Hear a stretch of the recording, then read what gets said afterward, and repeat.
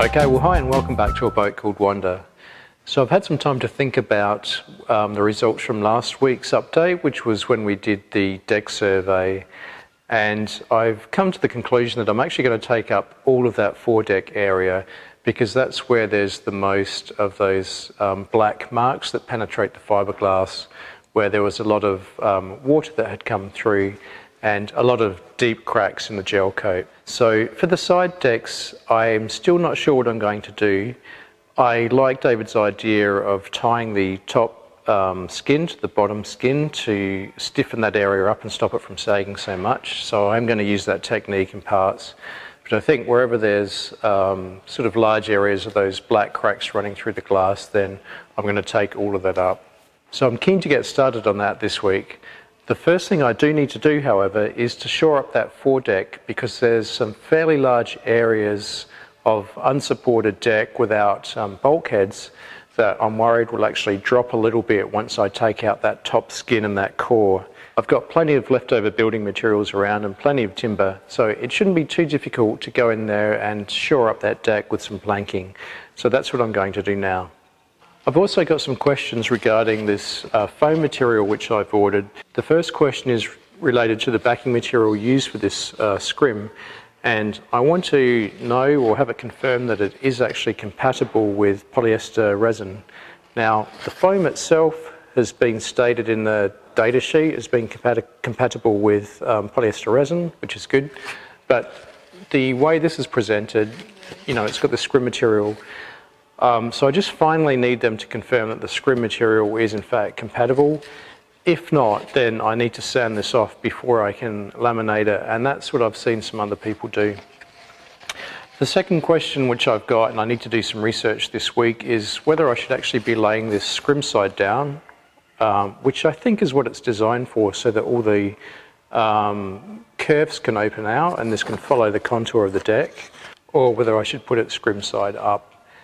So I'm going to do some research on that this week to try and work out what the best way is. Okay, but for now I'll get in there and I'll shore up that deck. Once that's done, I'll start to take the top skin off and then remove the core, grind it out so that the bottom skin is ready for some laminating, and not sure how far I'll get this week. Hopefully to the point where I can start putting in some more core and laminating. Let's see how we go.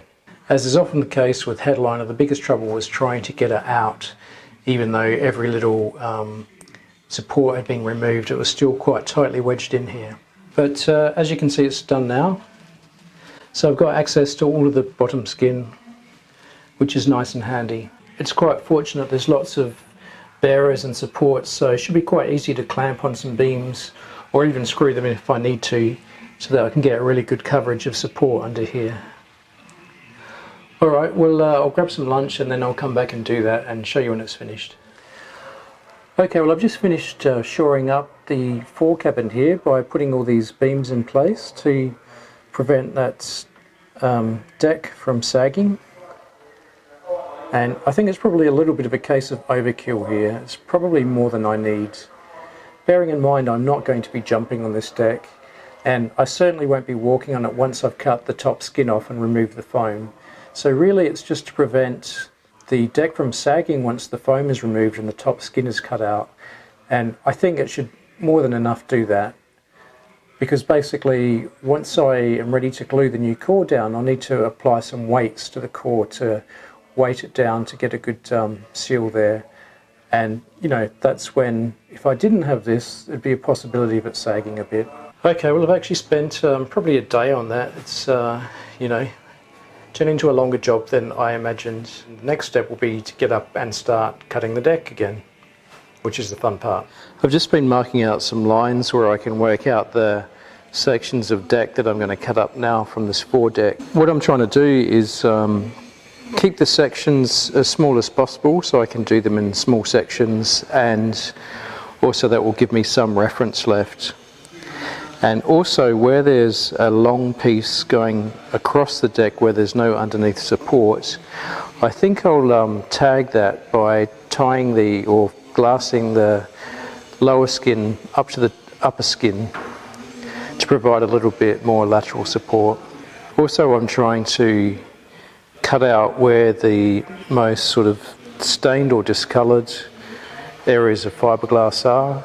You can see here in particular there's a piece that's got some really nasty black cracks there, or black marks. Then ultimately over the top of this will be a final piece of laminate, because all over the deck I'm going to add one more piece of laminate. Alright, so I'll just mark these out with tape, and then I'll get my new toy out to cut off the deck. Okay, so here's my new toy. It's a fairly inexpensive model, but basically because I've got a fair amount of that deck to cut up now, and I was previously using my circular saw, which was fine, but the circular saw can't quite get in as close to the toe rail and the hatch as I need to, so this should be able to get in a little bit closer. Also, my circular saw blade was getting quite blunt, probably because of all the Iroko I've been cutting. And when I went to buy another one, I realised that they're actually quite difficult to get because it's got a 10mm bore. So I just ended up getting this because I saw it on sale. As I said, it's quite inexpensive because, you know, number one, it's corded, and it's just kind of like a tool station brand, I think. But anyway, I mean, it feels solid enough. I've got, I think there's 3 blades there. It's got quite an interesting switch here for your fingers, so you can actually get a couple of fingers around it, which is good. It's quite handy. Oh, okay, so I set this here. So I can set it to 6mm, which is just the skin. And then I press that, right, that's how it works. Okay, I'll get up on deck and give this a go.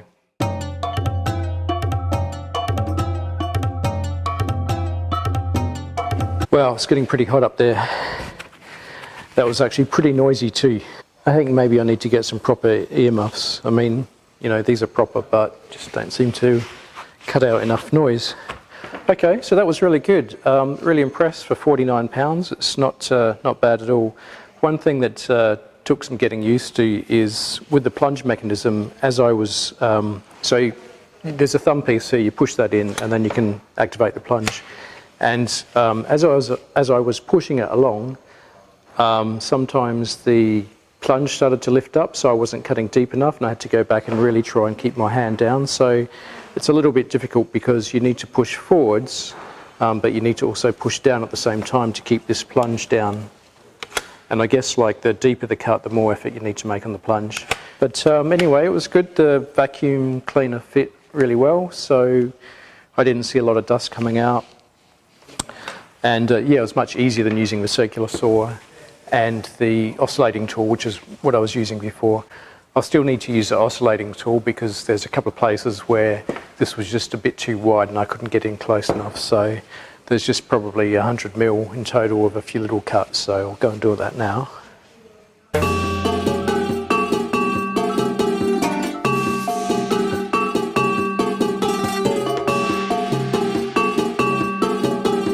It's really hot work. I was working up a bit of a sweat there, and of course up on deck, you know, you're about 3.5 meters off the ground and you can actually feel the warm air going up that way.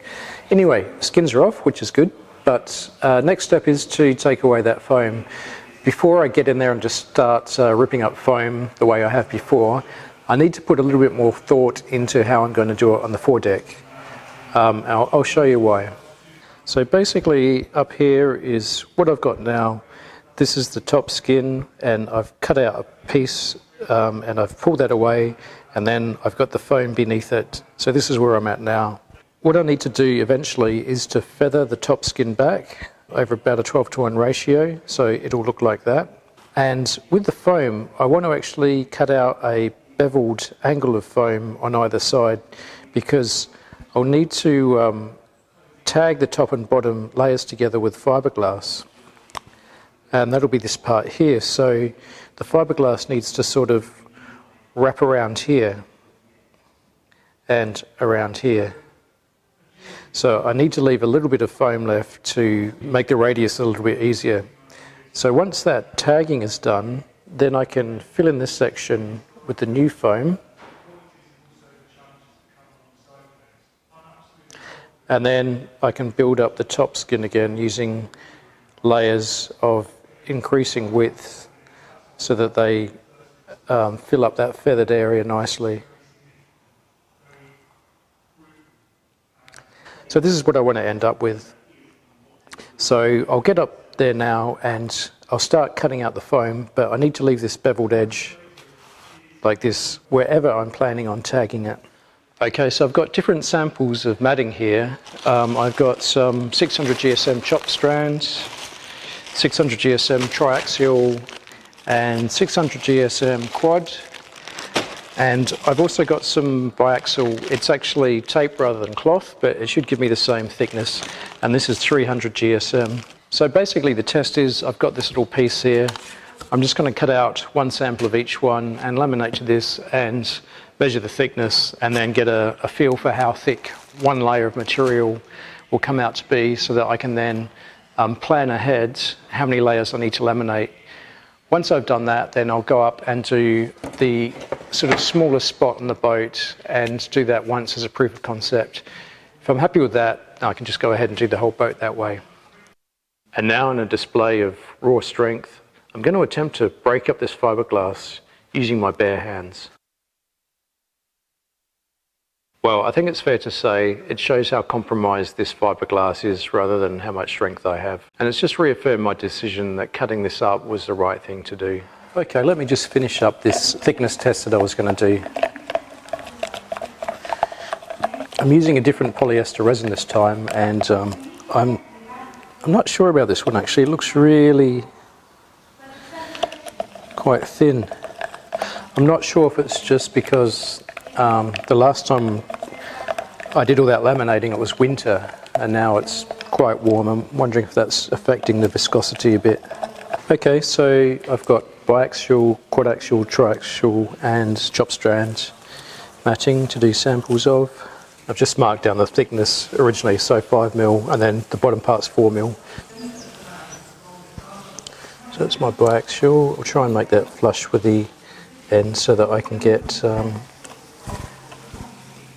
measure the thickness. I think I might have actually made it a bit too wet. And chopped strand.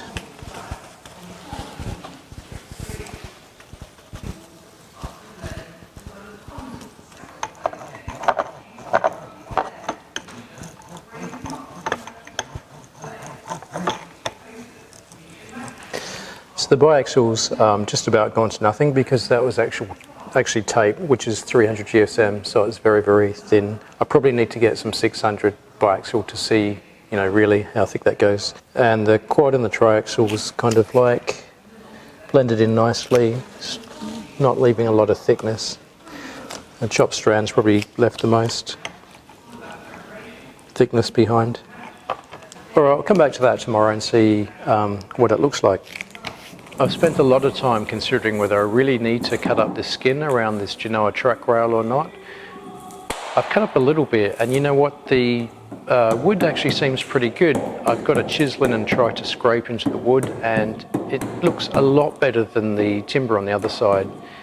So I kind of thought that I wouldn't really need to cut it up. Then I did a couple of samples where I drilled into it, and it does actually seem to be still a little bit soft, nowhere near as bad as the other side. But finally I decided to bite the bullet. There's no point doing things half done.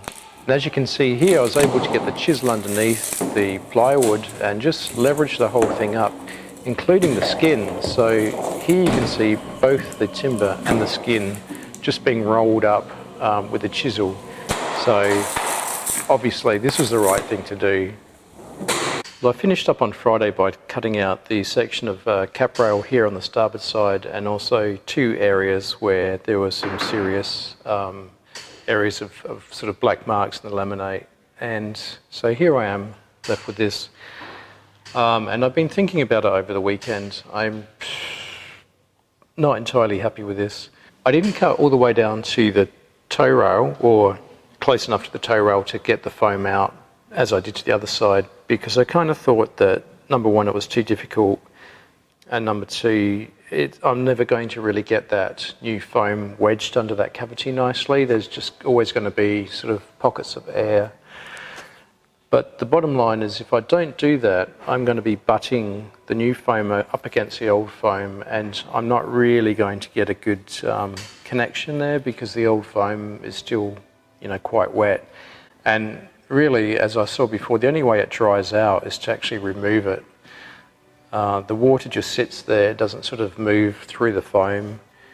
So, and the other part with this side of the deck is I've got high levels of moisture all the way up to the sort of cabin, whereas the other side, the high levels of moisture were just right against the toe rail, and as you went up the deck it dried out. But with this side, hopefully you can see here, I've got, by the dark marks here, a lot of water sitting all the way right up to this cabin top. So I'm starting to lean towards just taking out a whole section from the toe rail up to the cabin top. And I didn't want to do that. I wanted to do it in small sections, easier to relaminate, etc., easier to keep the curve of the deck. But yeah, I'm just not seeing any way out with this because there's just so much moisture up the top part, and obviously the toe rail isn't going to dry out unless I open it up. And there's also a lot of those black marks running through the laminate towards the toe rail, which I've already demonstrated is actually really brittle. It's lost all of its strength. Yeah, so I think I might need to actually redo this in one large section. Okay, I think I'll leave the update at this point.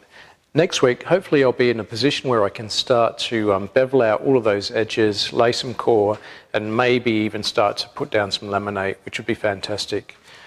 Talking of laminate, just to finish up with that test I was doing on the various different types of matting, what I found was that all of the 600 GSM, which includes the chop strand matting, the triaxial and the quadaxial, all gave me about 1 millimetre of thickness when laid down to this old board.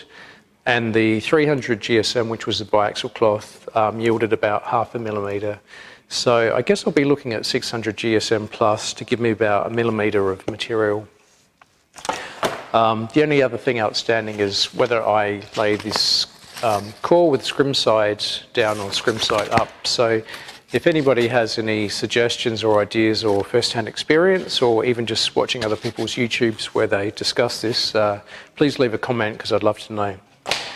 Okay, so I'll see you next week, and I'll go out with just a little bit more footage of what an average day has been like for me this week. I'm really looking forward to finishing this deck and getting onto something else. Cheers. Thanks for watching.